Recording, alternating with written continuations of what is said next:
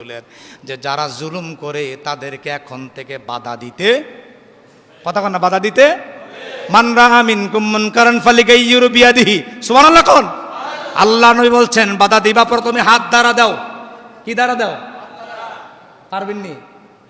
আল্লাহ নবী কয় তোমার শক্তি নাই। তোমার যদি শক্তি নাই থাকে তাইলে তুমি লিসান, তোমার জিহ্বা দ্বারা প্রতিবাদ করো। কি দ্বারা?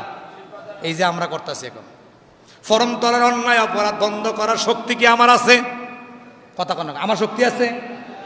আপনার এই কথা বুঝতে সমস্যা হয়?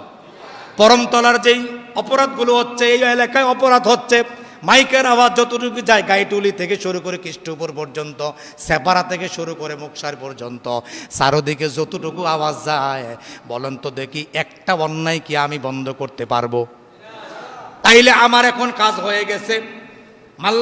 আল্লাহ নবী সাল্লাল্লাহু আলাইহি ওয়াসাল্লামের হাদিস অনুযায়ী তুমি যখন হাত দ্বারা প্রতিহত করতে পারবা না, বাধা দিতে পারবা না, তুমি তোমার জিহ্বা ব্যবহার করো। এখন আমি খতিব সাহেব হিসাবে আমার মিম্বরের দায়িত্ব হয়ে গেছে বলে যাওয়া। কি করা? এজন্য আমি শক্ত কথা বলি।